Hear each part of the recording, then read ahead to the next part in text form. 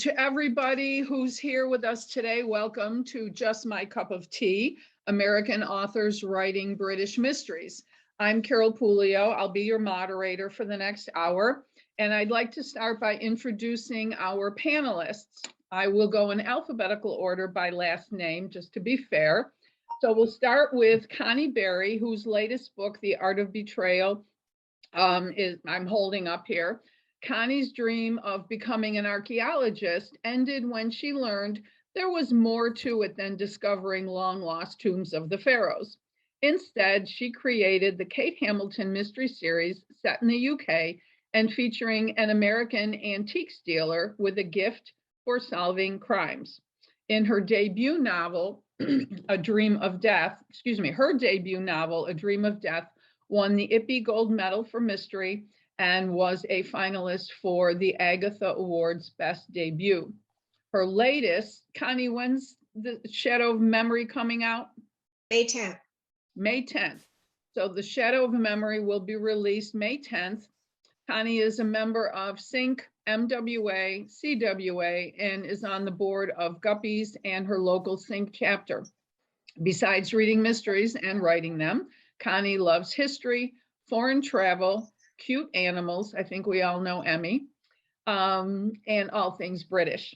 She lives in Ohio with her husband and adorable dog, Emmy.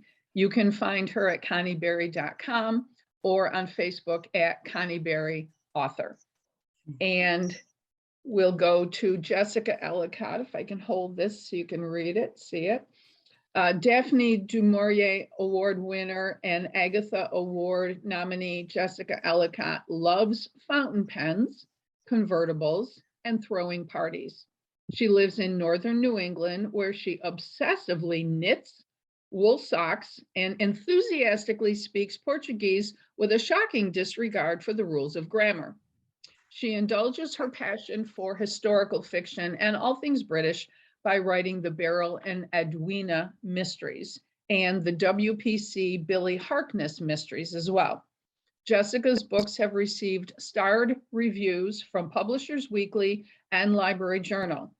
As Jessica Estevao, she wrote The Change of Fortune mysteries. When inspiration strikes, she writes contemporary mysteries as Jessie Crockett. Next, we have Marni Graff. Let me see if I can get this up here. Okay. Marni is the award-winning author of the Nora Tierney English Mysteries and the Trudy Geneva Manhattan Mysteries. Her story, Quiche Alain, appears in the Anthony-winning Malice Domestic Anthology, Murder Most Edible. Managing editor of Bridle Path Press, Marni is a member of Sisters in Crime, Mavens of Mayhem Sync, Triangle Sync, and the North Carolina Writers Network, and the International Association of Crime Writers, where she was a long list judge for their 2020 Dashiell Hammett Award. And last but not least, Clara McKenna writes the historical Stella and Lindy mystery series about an unlikely couple who mix love, murder, and horse racing in Edwardian England. Murder at Keyhaven Castle, the third book in the series, was a Historical Novel Society's editor's choice and voted one of Suspense Magazine's best of 2021. Murder at the Majestic Hotel releases in October this year. A native of Syracuse, New York, Clara has an incurable case of wanderlust, traveling, every chance she gets. When she can't visit the UK, she's happy to write about it from her Victorian farmhouse in the upper Midwest. Ladies, I'm so glad that you're with us today. And I actually am going to start referencing something Hank said this morning in the previous panel. She was talking about how important books are, especially when we have trying times. And I saw in the news this morning, they were at one of the train stations where refugees were pouring in, and the camera caught a mother sitting on a suitcase with, I think she had a 2-year-old in her lap. The little girl was leaning on her mother, and the mother had a picture book and she was reading to this child. And it just reminded me of how important books are in our lives. They take us away from problems, they calm us, they allow us to escape, they inform us, they educate us, they inspire us. They do so many things. I know when I was growing up, it wasn't Christmas unless we got a book. And I thought about how the books that you write, in the last couple of years, we've all been stuck at home. And those of us who like to travel, I think, found an escape in books that perhaps took place in a foreign location or maybe a different part of the States even. So I'd like to start with Connie and ask, what part of England do your books take place in, and why did you choose that part of the UK? Actually, my first books took place in Scotland. Oh, yes. And the reason for that was because Kate has a very good friend, a detective inspector in the Suffolk Constabulary named Tom Mallory, and I wanted them to work together in the future, but I wanted them to meet kind of a neutral ground. So when they're in Scotland, Kate is there visiting her sister-in-law who has a country house hotel. Tom is vacationing there for reasons that are a little bit suspicious at first. And there is a crime. The Scottish police are taking over, but they kind of team up. And I wanted Tom to learn to respect Kate's abilities, to see details, to notice patterns, her expertise when it came to art and antiquities and antiques. And I didn't think he would do that if he was actually the detective inspector on the job. So by the time the second book, A Legacy of Murder, Kate is now in Suffolk, which is where the rest of them are based. Suffolk is a county which is a little bit northeast of London. It's not too far from Cambridge. It is a very rural part of England. It is actually quite flat, a lot of farmland, and but so rich in history because that was the center of Anglo-Saxon culture. So Norfolk and Suffolk were the North folk and the South folk. And the villages are just impossibly ancient and so picturesque. And it's kind of out of the way. It's really not on the tourist route. So I chose it for that reason. I love Suffolk. Yeah, I had forgotten the first book started in Scotland. Why did you pick Scotland to start? That was what I knew most about. I had Scottish grandparents who came over as adults and pretty much brought Scotland with them. They didn't really assimilate that much into American culture. They just were Scottish. They just happened to live in Buffalo, New York. All of their friends were Scottish. They spoke, they never lost a speck of their accents. So I just grew up with the Scottish accent in my ear and the taste of Scottish food in my mouth and Scottish culture. So I think I just felt a little more at home there. But again, I wanted them to meet on neutral territory. Right.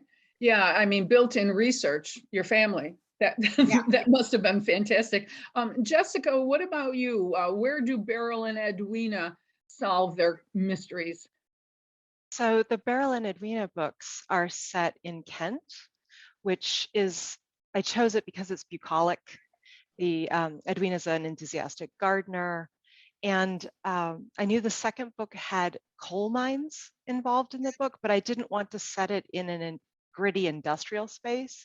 And Kent has a not very successful coal mining history. So it worked out really well for that. I also wanted it to be in striking distance of London for some expansiveness for some of the mystery solving and cultural things. But my second series is set far to the north in Kingston upon Hull, which is in the Northeast. It's set during World War II. And it was one of the most, the second most bombed city in the UK during World War II. So that made for really great tension, which is why it's set there. Oh, now Marni, I know that Nora and Declan are in Oxford. Why did you choose Oxford? You know, I studied there one summer, studied Gothic literature. I love the city. I've been back many times to go to St. Hilda's Mystery and Crime Conference, so it's a place I know well. And it just seemed like a logical place for them to be set. So the first book in the series is set there, and the book you held up, which is the fifth book in the series, is set there. But then I moved Nora around England a little bit, so we don't get the Cabot Cove syndrome, right? The second book is set, and the third are both set in the Lake District. The fourth book, The Golden Hour, is set in Bath. But for instance, in this book, The Evening's Amethyst, the majority of the scenes are in Oxford, where Nora and Declan are just moved in together. But there are some scenes in Cambridge, and there are some scenes in Woodstock, because it's a mix of amateur sleuth and police procedural. I know that the next book in the series is going to be set in Cornwall. And I've been there twice, but I'd like to try to go back before I start writing that book to refresh my photos and my memories. I think it's really important to feel, I have a fly buzzing me, sorry, fellas, to feel an affinity for a certain place. And it seems like all of us have that, so. Yeah, I love Cornwall. I think that's one of my favorite places. It just seems so wild. I don't Yeah. know, primal, primeval maybe. Now, Clara, Yes. you've got horse racing, so you must be out in the country someplace for all of your books, right? Well, actually, no. The books are set in a rural area, but they actually go to Epsom Downs for the Derby, and they mentioned going to Newcastle for the another big race. But the reason I actually set my series in the New Forest, which a lot of people have never heard of, it's only about 90 miles south of London. And like Jessica said, it's nice to be able to kind of, even in the 19th century, or, mine is set in 1905, but, they can literally zoom up there on the train, in an hour and a half and spend the day in London. So that kind of adds to but the New Forest is, it's in southern Hampshire, just across the Solent from the Isle of Wight. And it is now designated as a national park. And the reason why I chose it for two things is it's actually governed by ancient laws. They're called commoning laws that follow the land and not the owner. And whether you occupy the land or you own the land, you have certain rights, and it's unique to almost the world. There's like one other place in the world that's like this, and it's goes back, predates William the Conqueror, who actually established this area as his own private, because New Forest actually meant hunting ground. It wasn't that it was a forest. It's actually very open and has a lot of moors and heathland. But what is really neat about it is that one of the things that they allow the people to do is let their livestock free range. And so if you go to a village, you could literally, walk by a donkey that's just hanging out, grazing on the little strip of grass between the sidewalk and the road. Or certain times of the years, they allow the pigs to roam free to eat all the acorns. And then the area also has endemic New Forest ponies, which are found, nowhere else in the world. So since my character, Stella Kendrick, is coming from, a horse racing background, I wanted her to, and she's a transplant, she's an American coming to England. And so I wanted to find a place that she would eventually be really to fall in love with, basically, since it's such a horse pony culture, that she would really, be able to identify with the culture there. Well, something you just said brings me to my next thought. I think it's hard enough for somebody who does not have a police background to write a mystery and get it right. But when you're writing a mystery, and especially a police procedural in a foreign country, you have all those other challenges. So, and Jessica, with, even though Beryl and Edwina are not, police, they still have, they're working with police occasionally, and there are laws and things that they can and cannot do. And you're in the 1930s. Now, how did you tackle that? So the books are actually set in the early 1920s. So Oh, it's 20s, immediately sorry. post World War I. And they're private investigators with a new private investigating business. So they're sort of stretching that space between amateurs into private investigation. It was an unusual time for police, and I made it on purpose a little bit more obscured because of some of the difficulties you're talking about.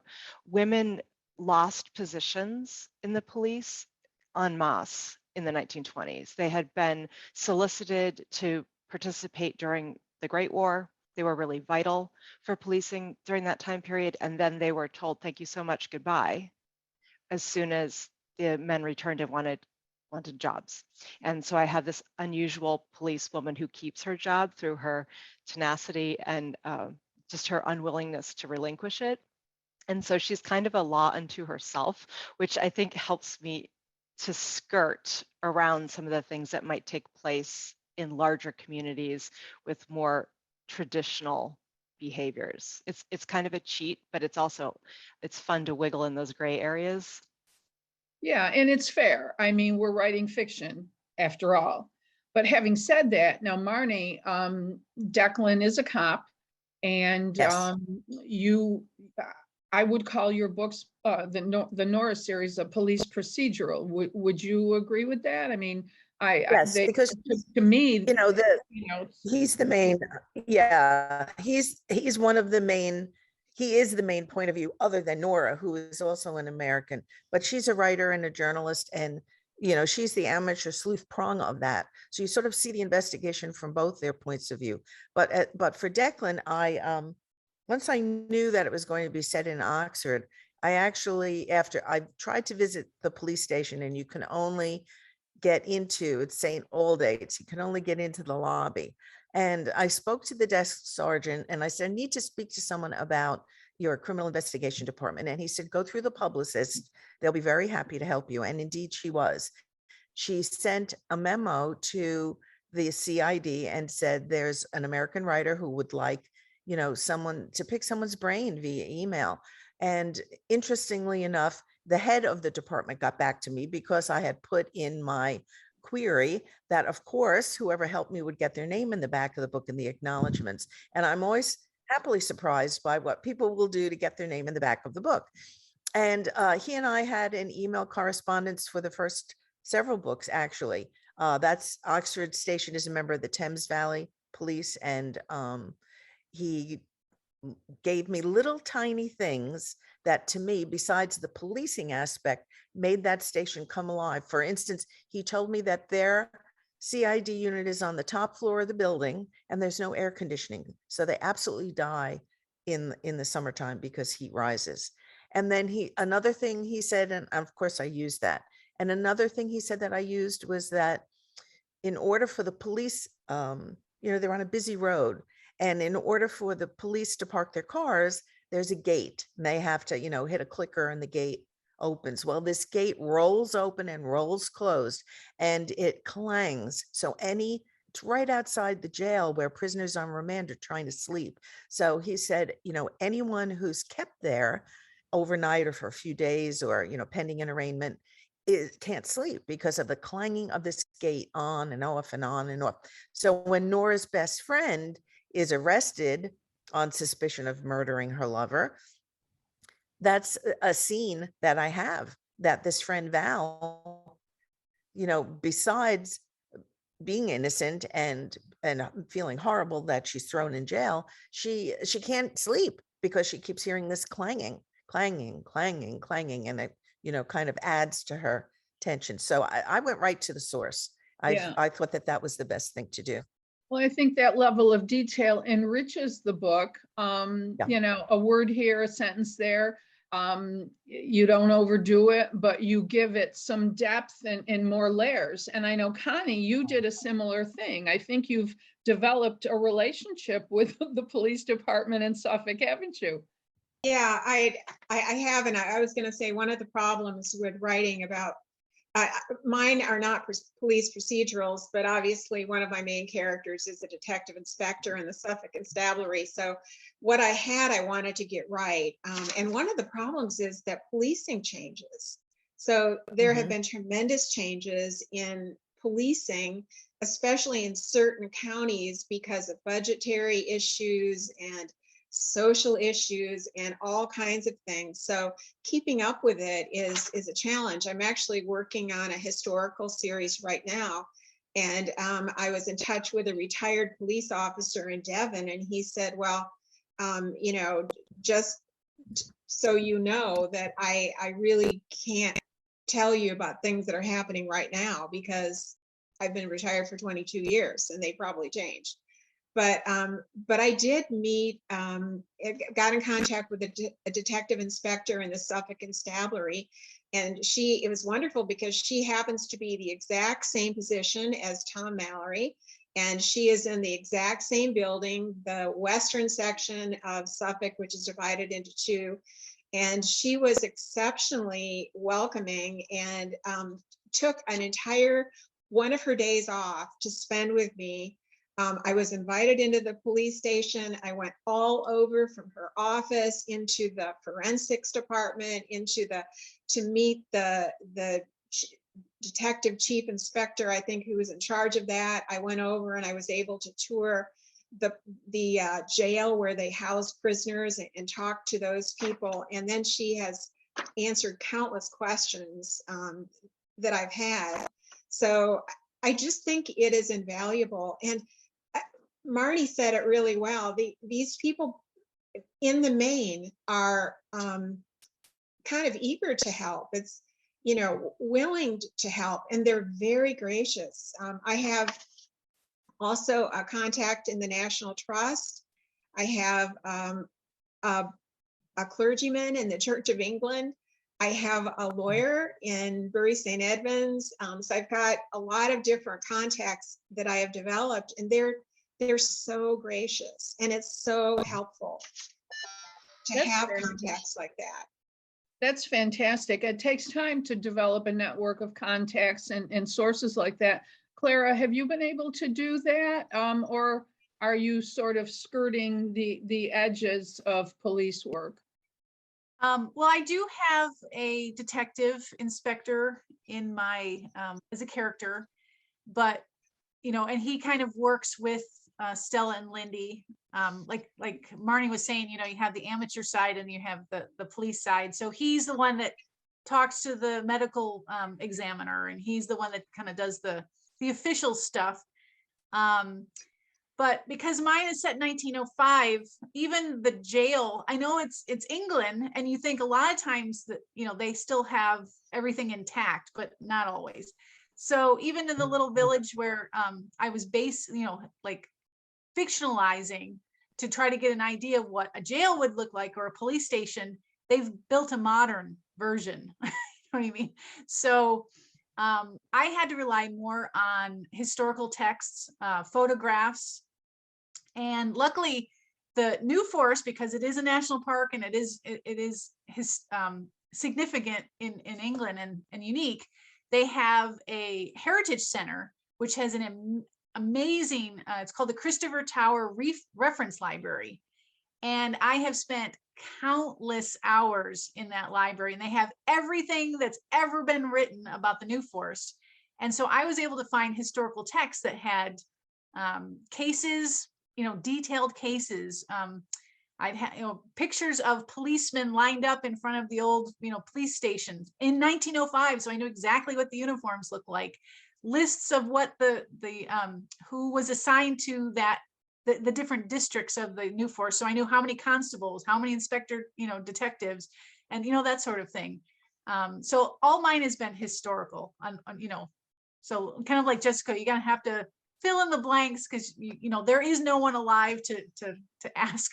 But luckily, the contacts I have at the library, and some other places like that have been really helpful. So.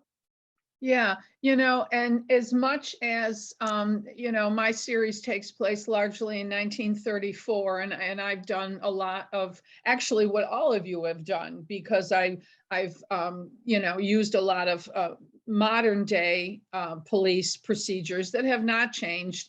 And then I have a police historian who's really well versed on what happened, 80 years ago. And when I think about this, we love the detail. We love the setting. I mean, I would beam myself over to Cornwall or the Cotswolds today if I could. But I think at the root of it all, it's the characters. I think, especially since you're all writing a series, I think it's the characters who bring your readers back book after book after book. So I think, Marni, tell us about Nora and Declan. Who are they and where did they come from? So Nora's an American journalist who was sent by the magazine she worked for in America to work for the British version of that magazine.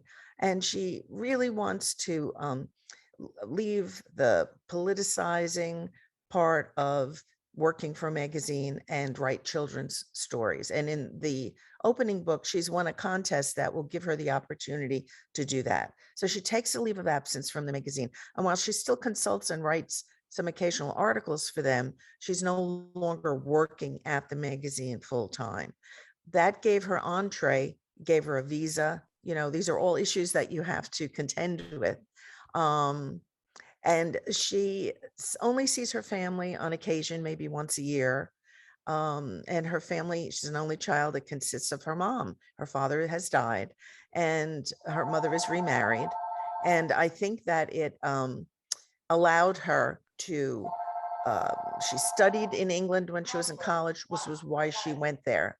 And I think it allowed her to go back and feel that this could be a second home for her.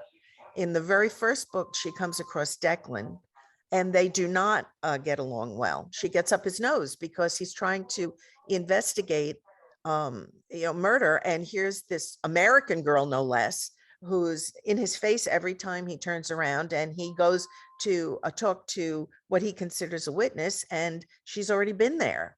So they do not start off as liking each other very much at all. But obviously over the course, I'm on the 5th book now, that has changed. And indeed in this book, they're engaged and she's supposed to be planning her wedding.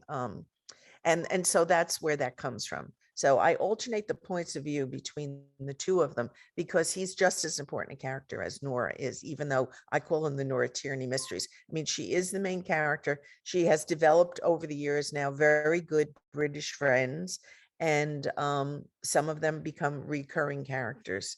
But that's the background for that. Declan is divorced for years, friendly divorce. His wife is remarried. She's not a character. We've heard him talk about her once or twice, and he said that that didn't work out, but she couldn't handle being married to a detective.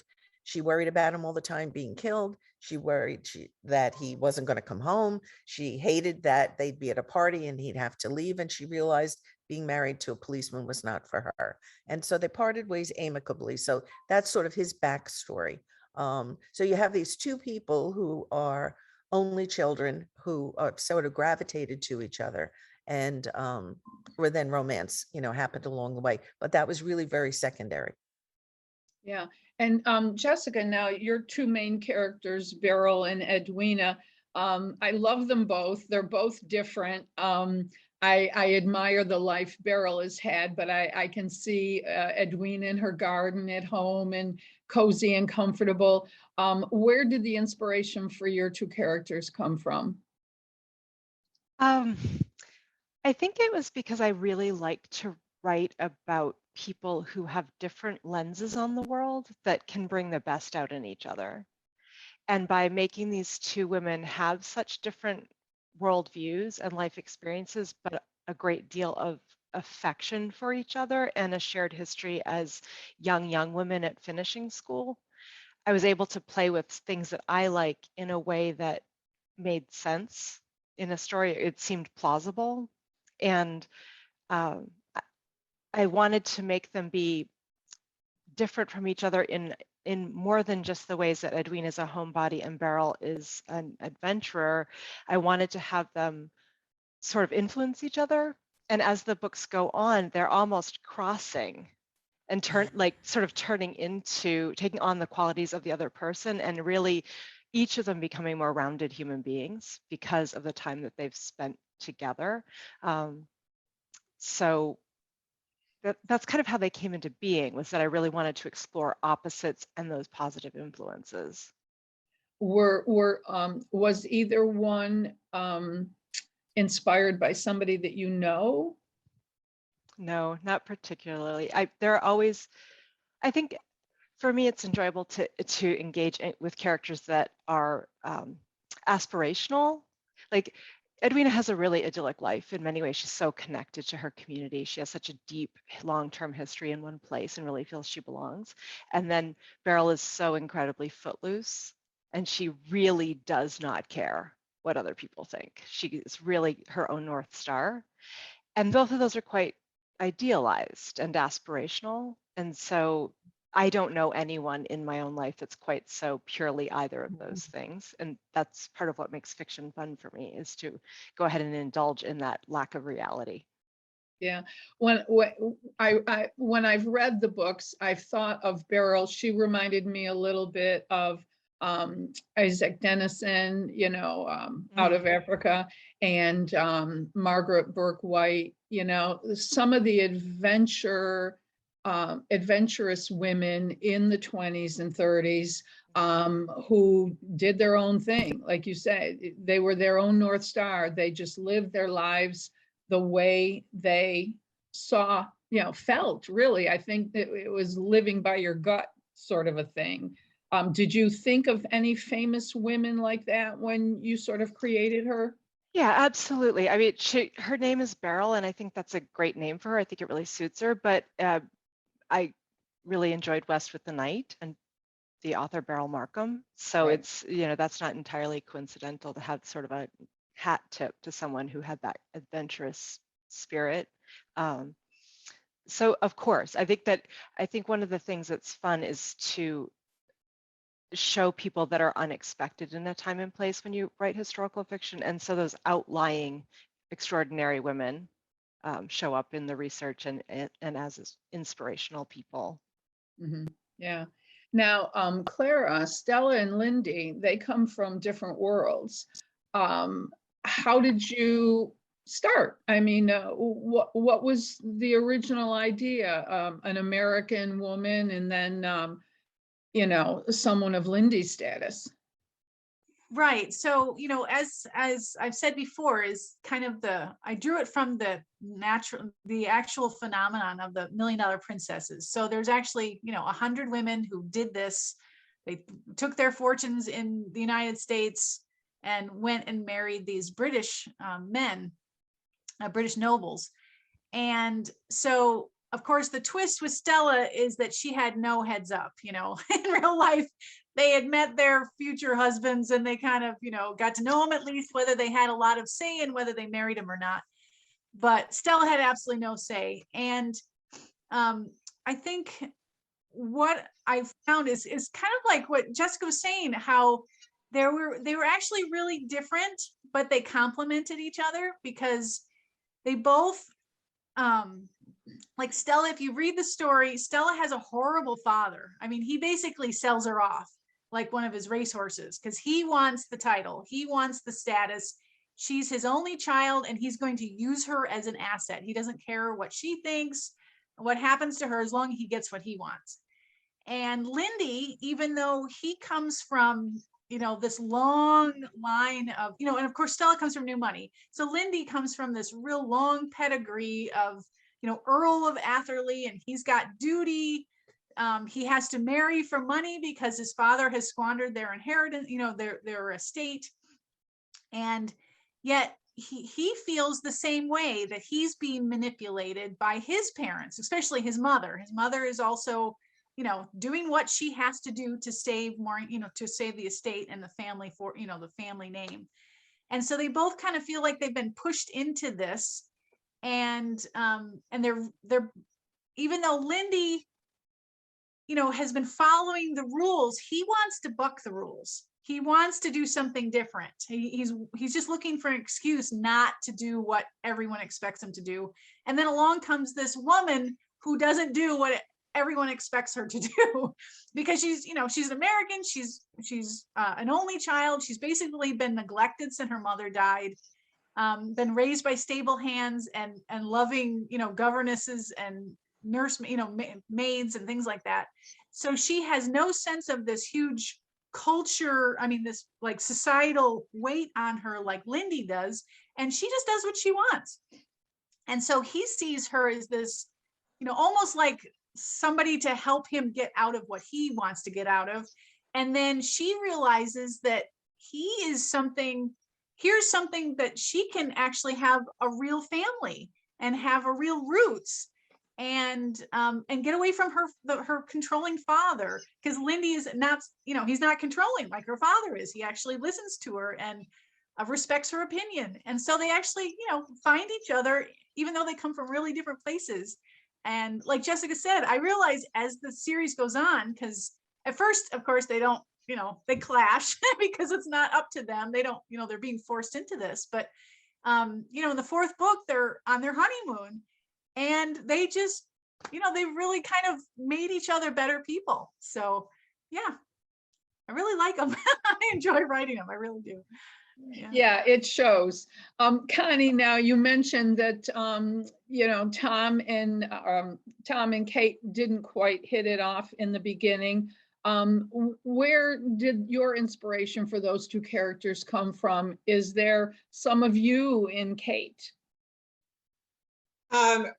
First of all, just let me say it's so much fun to hear the other authors talk about their books, and there's so many connections that we have. I just I'm going to love to read some of these series. But yeah, I suppose there has to be a connection between me and Kate, although Kate is younger, prettier, taller, thinner.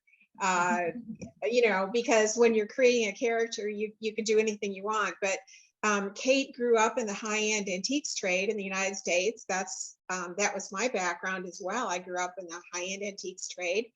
And so I have a lot of sympathy for her, but she is very different in a lot of ways.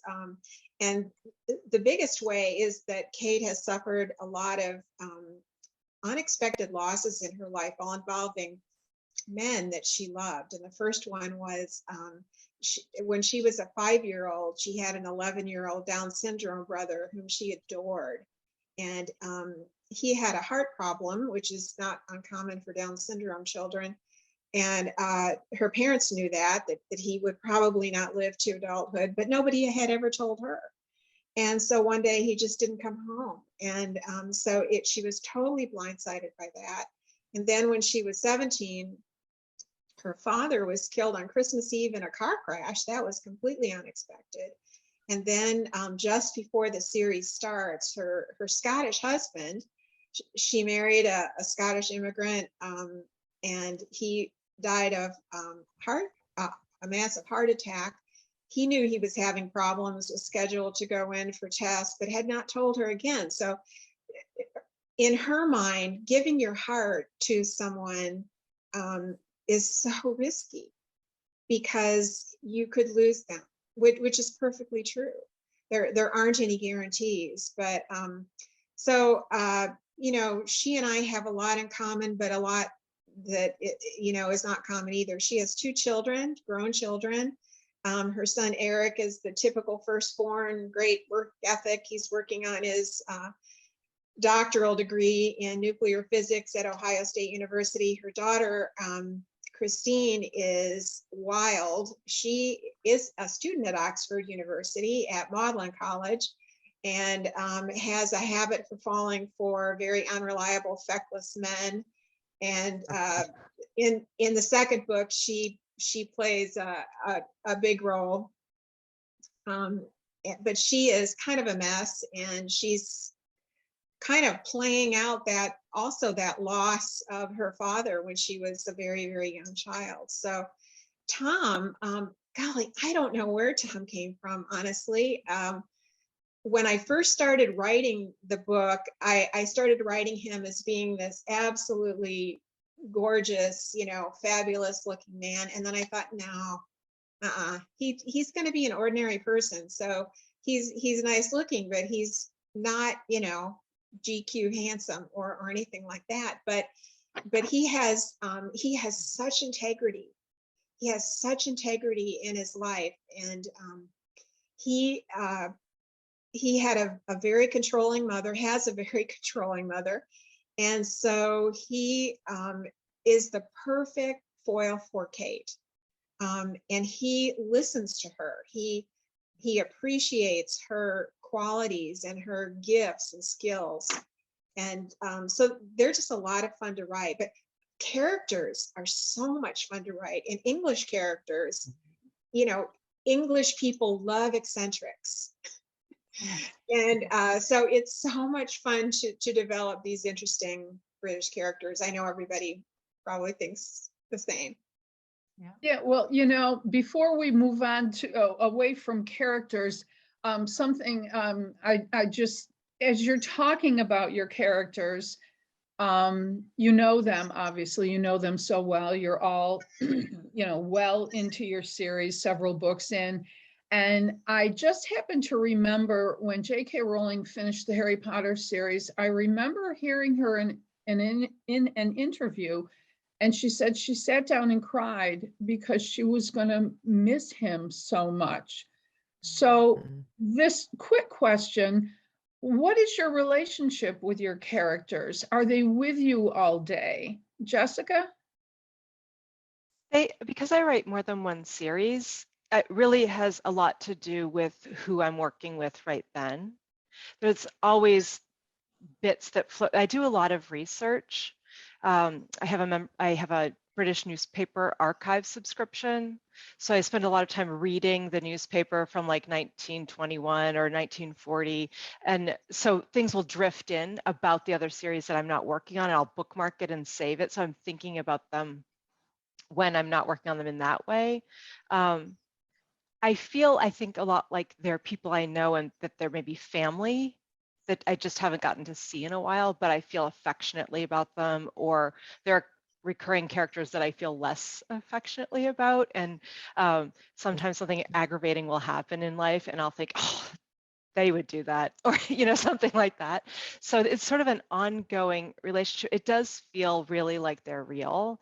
I know that in a previous series that I wrote, and for another house, that the series was complete with 3 novels. I ended up speaking with my editor about it later, and there were 2 grandparents in the series that I really loved, and I said, I got to tell you, it's like you killed them. It's like you killed Grandma and Grandpa Green. Like, it feels really real. So yeah, they do feel real, and they're humming along in my orbit somehow most of the time. Yeah, I just noticed that Marni put in the chat, they are real to us, especially when they start talking in our heads. So is Nora always talking in your head? I write a second series too, and I'm working on the next Trudy book. So I always have a folder going for the next Nora book, because even when I'm working on one, I'm plotting the other. And so she's never far from me at all. And because she's a writer, I think that I feel a little closer to her in terms of how she would look at things. It's just like Jessie said, that something will happen and you'll say, oh, Nora would react that way, and so she may not occupy my mind constantly all the time, but she's always there in a way. I'm very aware of her, let's just say. Yeah. I know you're running short of time, so I won't go on. Let the others talk. Yeah, that's okay. Thanks. Clara, what about your relationship with Stella? Is she with you all the time? Well, I think she's always hovering somewhere. Like if I see something, like especially if I see a horse, I mean, it's just like, oh, it's almost like, oh, I wish Stella could see this horse, because she would just love this horse. And then I go, okay, well, in a way she is seeing it because I'm seeing it. So yeah, she's always there. Connie, how about you? How do you feel about this? Yeah, I agree with what everybody has said, and I'm listening to the second people talking about their second series, because one of the problems is, as I'm trying to develop the second series, is I don't know those characters yet, as well as I know the characters in the first book, and I think even from book to book, there's a little bit of mourning as you leave one book and you have to start investing yourself in the new story with new people. And so they do become very real to us. Yeah, I feel the same. And I just noticed, I do have another question for you, but I want to make sure that we catch any questions from the people who have joined us. Mally Becker has been monitoring the chat for me. I do see a question in the Q&A, Mally. Is there a question in the chat that I need to ask or that you want to read out? Hi, Carol. Hi, everybody. All of you have done such a great job. I think you've covered the questions as they came up. Okay. And I think you all answered Catherine's question in the Q&A. But if there are additional thoughts, go to it. Okay, I'm gonna read that because it also had something to do with an aspect I was thinking of. Catherine says, I'm married to a Brit and I've been surprised at how different the cultures actually are, not just the police procedures, as Carol has mentioned. Some of you are using American viewpoint characters, which makes a lot of sense to me. How do those of you using British characters cross that divide? So that's a good point. Your books take place in the UK. You have British characters, but you all have a main character who is American. Who wants to jump in on that? How do you navigate, I should say? How do you navigate that? The two cultural viewpoints? Well, I can All right, just I'll start jump with- in. Oh, go ahead, Marni. Go ahead. Nope, go ahead, Clara. Well, I was just going to say that I purposely, obviously, Stella is an American and Lindy is British. So the whole kind of concept behind mine is that Stella is clashing with the British culture. And especially since, because she's an upper class, she's an heiress. She's got, she is at the highest level money-wise in the United States, but she's not used to the restraints of the social etiquettes and like you said, the kind of the British viewpoint of the aristocracy. So that's kind of the basis of the books, is how she clashes with the different cultural aspects of the British aristocracy in this era. So you're really highlighting that. Yes, and absolutely. And it's extensive research, everything from making sure that I have two separate dictionaries so that the Americans are saying one thing and the British are saying another thing. Just a lot of research to try to maintain that difference. Because obviously she's from Kentucky and he's from rural country estate England. So that's like the basis. So everything I do has that consciousness. Marni, what were you going to say? I was just going to say that being set in contemporary times, my issue comes more down to language and slang. And I realized in writing the first book that a lot of what I perceived to be terms that British people would use, I got from Masterpiece Mystery, and a lot of those are historicals. So I have several good friends in England who are always beta readers, and they comb through my manuscripts looking for what I call Brit speak to make sure I've got it right. And a lot of times they would say to me, oh, no, we don't say that anymore. We say this instead. And they would correct, just a phrase or a slang expression that might be used. So they kind of keep me on the straight and narrow. And they're also wonderful for things like when Nora's baby was teething. I knew what we would do here, but what do you use there? Well, there's a thing called Nelson's granules. You tear open the thing and you tip it in their mouth, and it must have chamomile or something in it, and it soothes them and lets them go to sleep. So, that's what Nora's baby got. But I would never have known that unless I either Googled it and spent some time doing that. But, you know, to have a friend or two or three who you can shoot an email to and say, what do you do for teething babies is invaluable, I find. Yeah, that'd be nice. Yeah, it's those little details like, you know, the Aga cooker, which we would say stove, that, you Right. know, is on all the Yeah. time. How do you know Right. that? I mean, we all know Yeah. they drive on the opposite side of the road and sit on the opposite side of the car. But all those tiny little details in everyday life that enrich your books. Connie, do you have beta readers in England? Yes, I do. I have the clergyman. I also have a friend who's married to a British wife. But I guess I am so shamelessly an Anglophile that I read almost, honestly, it's embarrassing, but I read almost nothing but crime fiction based in the UK. I watch almost nothing but television shows based in the UK. We travel there once or twice a year. I have my Scottish family. That's where I love to be, which has been so much fun. Actually, you started out talking about escape, reading for escape out of the pandemic, but for us writers, writing has been such an escape too. We could just go off to a world that we love where there is no COVID. I mean, I don't know if any of you have included that, but I certainly have, and I had enough of it in real life. I didn't want to write about it as well. But there is a book, and I'm going to get her name wrong, and I'm so sorry. I think it might be Julia Fox, but I could be wrong about that. She has written a very large book all about British culture, and it is extremely funny and extremely helpful. And I love that book and have used that too. But just research every little tiny detail. You can't take anything for granted, like how you soothe a teething baby that Marni talked about. You can't take for granted that what they would do there. Yeah. Jessica, you've got the added complication, like Clara, that you're decades earlier. How have you dealt with all that? So I've got a couple of ways that it's been managed. I have a friend right here in my village who lives around the corner who's English. She grew up right outside of London. So that's wonderful. And because it's because I write historical, I've read extensively in books that were contemporary fiction in the times when I set my own books.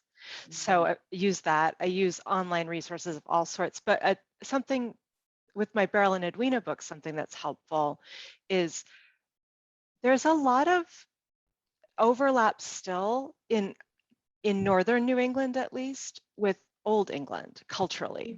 So I followed this account on Instagram, Very British Problems. Every single one of them is a very New England problem, like every single thing. So there are some things that still have like a behavioral sort of thing that's the same. And for my second series, my publishing house is in England. So they have their English, my English editor, my English copy editors. So they catch things for me that need to be caught. That would be the wrong choice for words or products or whatever. So that's very, very helpful. Terrific. We only have about 5 minutes left. So I want to ask one final question and looking for kind of a short answer. Who is your favorite British writer? Who wants to go first? I will. Mine is E.F. Benson.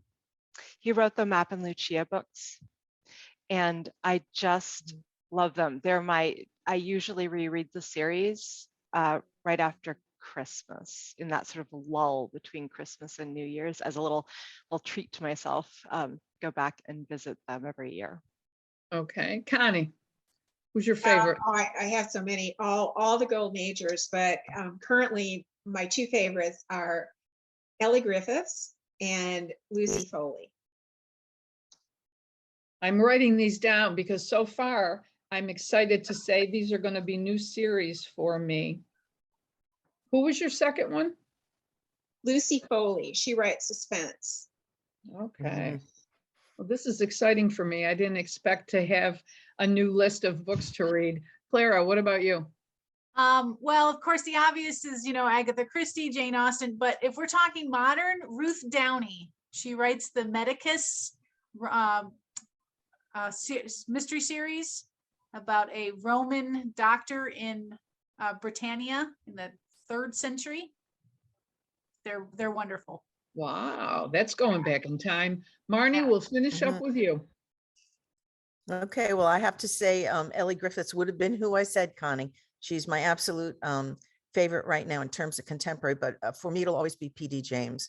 I was fortunate to know her and have her as a friend and mentor for the last 15 years of her life. And I've just started rereading some of her books because I watched the new Dalglish DVDs, and I find they hold up pretty well. She does a great job with the psychology of characters, and I had been away from them long enough that I'd forgotten kind of who the murderer was, which is always a treat.